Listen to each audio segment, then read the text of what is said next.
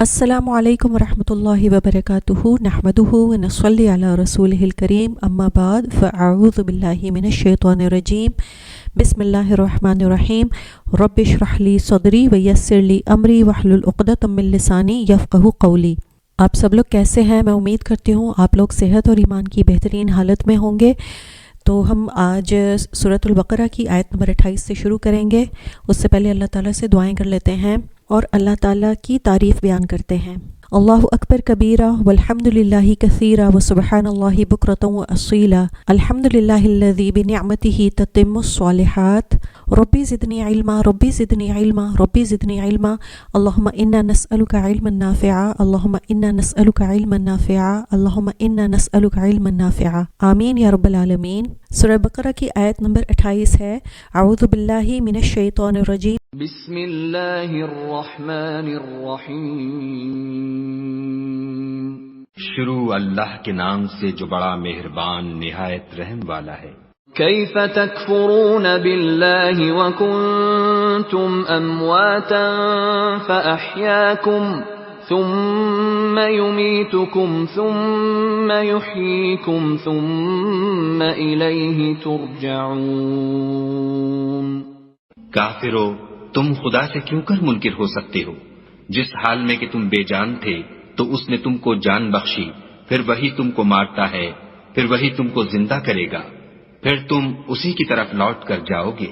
تم اللہ کے ساتھ کیسے کفر کرتے ہو؟ حالانکہ تم مردہ تھے، پھر اس نے تمہیں زندہ کیا، پھر تمہیں موت دے گا، پھر وہی تمہیں زندہ کرے گا، پھر اسی کی طرف تم لوٹائے جاؤ گے۔ اللہ تعالیٰ اپنے وجود اور قدرت کی دلیل دیتے ہوئے اور اس بات کو بیان کرتے ہوئے کہ وہی اپنے بندوں کا خالق ہے اور وہی ان کو پیدا کرنے والا ہے، وہی ان کو موت دے گا، تو اللہ تعالیٰ فرماتا ہے کیف تکفرون باللہ، یعنی تم اللہ کے وجود کا کس طرح سے انکار کر سکتے ہو، یا تم اس کے ساتھ کسی اور کی کس طرح عبادت کر سکتے ہو۔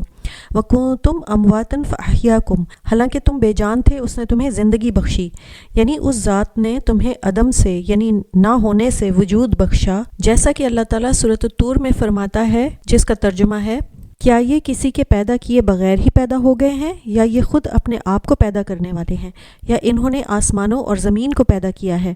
نہیں، بلکہ یہ یقین ہی نہیں رکھتے۔ پھر سورہ دہر میں اللہ تعالیٰ فرماتا ہے، جس کا ترجمہ ہے، بے شک انسان پر زمانے میں ایک ایسا وقت بھی گزر چکا ہے کہ وہ کوئی قابل ذکر چیز نہ تھا۔ حضرت ابن عباس رضی اللہ تعالیٰ عنہ سے روایت ہے کہ کنتم امواتا احیاکم کے معنی ہیں کہ تم مردہ تھے اور اپنے آباء و اجداد کی پشتوں میں تھے، اور تم کچھ نہ تھے کہ اس نے تمہیں زندگی بخشی، پھر تمہیں موت دے گا، پھر تمہیں دوبارہ زندہ کرے گا۔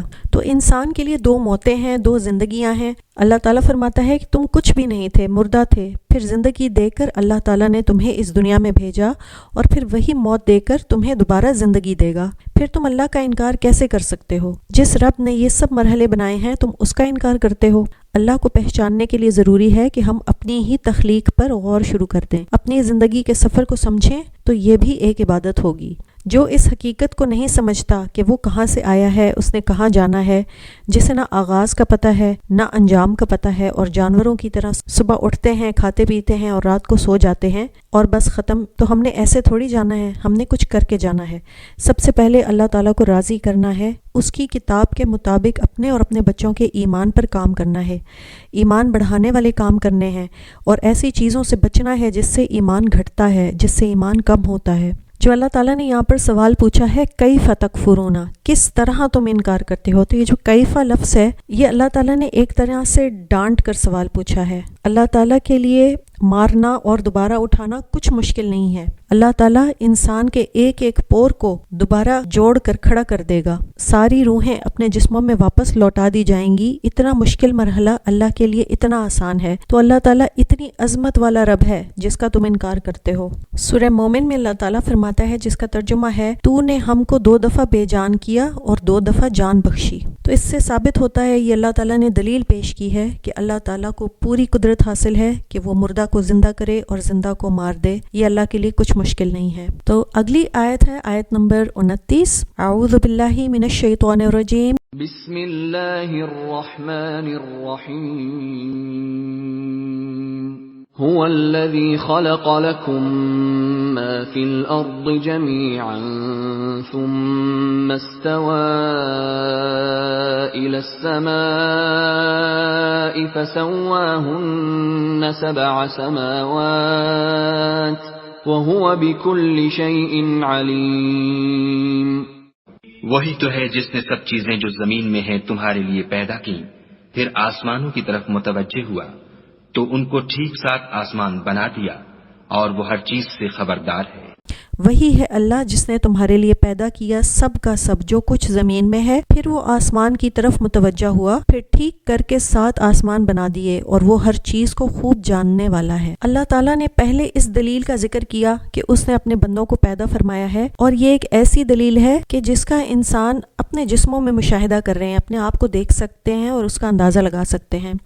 اور اس کے بعد ایک اور دلیل کو ذکر کیا ہے جس کا وہ آسمان اور زمین کی تخلیق میں مشاہدہ کر رہے ہیں، یعنی اللہ کی جس تخلیق کو ہم زمین اور آسمان میں دیکھتے ہیں، جو اللہ نے زمین اور آسمان پیدا کیے ہیں، تخلیق کیے ہیں، تو ہم اسے بھی دیکھ رہے ہیں۔ تو اللہ تعالیٰ نے فرمایا هو الذی خلق لکم ما فی الارض جميعا ثم استوى الى السماء فسواهن 7 سماوات۔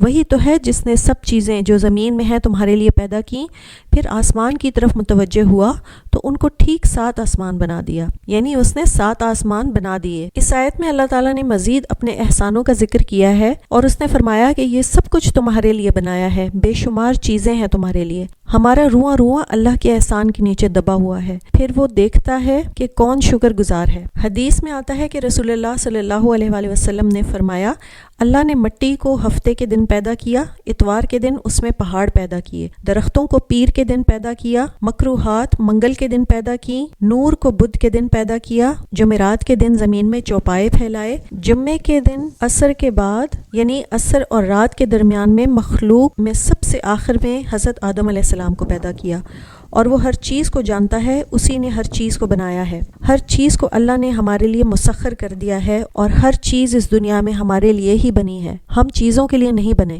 ہم اپنے رب کے لیے بنے ہیں، مگر ہم دنیا کی محبت میں گرفتار ہو چکے ہیں۔ اللہ تعالیٰ نے ہمیں دنیا استعمال کرنے کے لیے دی ہے، غور و فکر کرنے کے لیے دی ہے، تاکہ ہم اس پہ غور کریں اور ہم اس کی نشانیوں میں سے اللہ کو پہچانیں۔ اس آیت کی تفصیل سورہ حامیم سجدہ کی ایک آیت میں آتی ہے، جس کا ترجمہ ہے، آپ کہہ دیجئے کیا تم اس سے انکار کرتے ہو جس نے زمین کو 2 دنوں میں پیدا کیا اور شرکا کو یعنی اللہ تعالیٰ کے شریکوں کو اس کے مقابل بناتے ہو؟ وہی تو سارے جہان کا مالک ہے، اور اسی نے اس زمین میں اس کے اوپر پہاڑ بنائے اور اس زمین میں برکت رکھی اور اس میں سامان معیشت مقرر کیا۔ یہ کام 4 دن میں ہوا اور تمام طلبگاروں کے لیے یکساں جواب ہو گیا۔ پھر وہ آسمان کی طرف متوجہ ہوا اور وہ دھواں تھا، تو اس نے اس سے اور زمین سے فرمایا کہ دونوں خوشی سے آؤ خواہ ناخوشی سے۔ انہوں نے کہا ہم خوشی سے آتے ہیں۔ پھر 2 دنوں میں 7 آسمان بنائے اور ہر آسمان میں اس کے کام کا حکم بھیجا، اور ہم نے آسمان دنیا کو چراغوں یعنی ستاروں سے مزین کیا اور شیطانوں سے محفوظ رکھا۔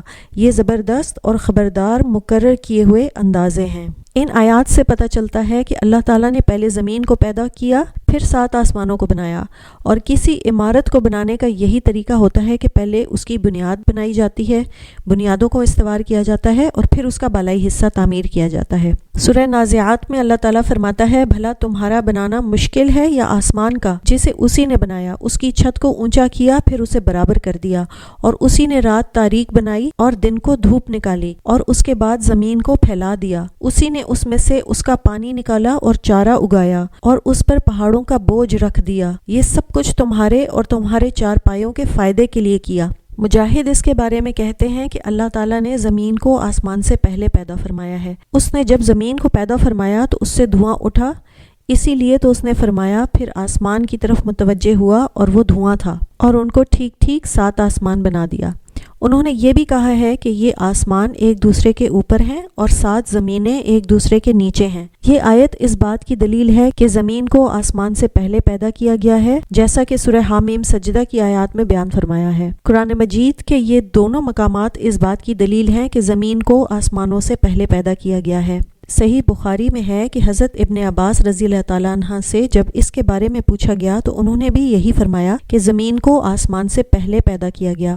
ہاں البتہ زمین کو پھیلایا آسمان کی تخلیق کے بعد ہے۔ تو ان آیات سے ہمیں پتہ چلتا ہے کہ آسمانوں کی تعداد 7 ہے، اور حدیث کے مطابق 2 آسمانوں کے درمیان فاصلہ 50 سال کی مسافت کا ہے۔ اور زمین کے بارے میں قرآن پاک میں اللہ تعالیٰ فرماتا ہے اور زمین بھی آسمان کی مثل ہیں، اس سے زمین کی تعداد بھی 7 ہی معلوم ہوتی ہے، جس کی مزید تائید حدیث نبوی صلی اللہ علیہ وآلہ وسلم سے ہو جاتی ہے، جس میں فرمایا جس نے ظلماً کسی کی ایک بالشت زمین لے لی تو اللہ تعالیٰ اسے قیامت کے دن 7 زمینوں کا طوق پہنائے گا۔ پھر فرمایا وَهُوَ بِكُلِّ شَيْءٍ عَلِيمٌ، اور وہ ہر چیز کو خوب جاننے والا ہے، یعنی اس کا علم اپنی تمام مخلوق کا احاطہ کیے ہوئے ہے، اسے گھیرے ہوئے ہے، جس طرح اللہ تعالیٰ نے سورہ ملک میں فرمایا اَلَا يَعْلَمُ مَنْ خَلَقَ، بھلا جس نے پیدا کیا وہ بے خبر ہے۔ تو ان دونوں آیات سے ہمیں یہ سبق ملتا ہے کہ اللہ تعالیٰ ہر چیز پر قادر ہے۔ اللہ تعالیٰ نے ہمیں تب بنایا جب ہم کچھ بھی نہیں تھے، اور پھر وہ ہمیں مارے گا، اور پھر وہ ہمیں زندہ کرے گا، اور اس کے لیے کوئی کام مشکل نہیں ہے، وہ ہر چیز پر قادر ہے۔ انسان تو انسان، اللہ تعالیٰ نے آسمانوں کو بنایا، 7 آسمان 7 زمینیں، اس کے بیچ میں اتنا کچھ جو اللہ تعالیٰ نے بنایا، تو اللہ تعالیٰ یہ فرماتا ہے کہ میں اس سب چیزوں کا خالق ہوں، تو کیا میں زندہ کو مار نہیں سکتا اور مرے ہوئے کو زندہ نہیں کر سکتا، بار بار زندگی نہیں دے سکتا؟ تو اتنی عظمتوں والا رب جس نے ہمیں پیدا کیا ہے، جس کی طرف ہم نے لوٹ کر جانا ہے، ہم اس کا شکر ادا نہیں کرتے، ہم اس کے احکام کو پورا نہیں کرتے، ہم وہ سب کچھ نہیں کرتے جو وہ ہم سے کہتا ہے، جو ہم سے کروانا چاہتا ہے، ہم اس کی کتاب کو نہیں پڑھتے، کیونکہ اگر ہم کتاب کو پڑھیں گے تو ہم جان سکیں گے کہ اللہ تعالیٰ ہم سے کیا کہتا ہے، ہم سے کیا چاہتا ہے۔ تو اللہ تعالیٰ سے دعا کرنی چاہیے کہ اللہ تعالیٰ ہمیں اپنے احکامات پر عمل کرنے کی توفیق عطا فرمائے، اللہ ہمیں اپنا شکر کرنے کی توفیق عطا فرمائے۔ نماز کے بعد ایک دعا ہے جو پڑھنی چاہیے، ربی اعنی علی ذکرک و شکرک و حسن عبادتک۔ تو یہ دعا ہر فرض نماز کے بعد پڑھنی چاہیے۔ اس دعا میں ہم اللہ تعالیٰ سے مانگتے ہیں کہ اے اللہ اپنا شکر کرنے، اپنا ذکر کرنے اور بہترین انداز میں اپنی عبادت کرنے میں ہماری مدد فرما۔ اللہ تعالیٰ ہماری کوششوں کو قبول فرمائے، اللہ تعالیٰ ہمیں توفیق عطا فرمائے کہ ہم استقامت کے ساتھ اللہ کی کتاب سے جڑے رہیں۔ سبحانک اللہم و بحمدک، اشہد ان لا الہ الا انت، استغفرک و اتوب الیک۔ السلام علیکم ورحمۃ اللہ وبرکاتہ۔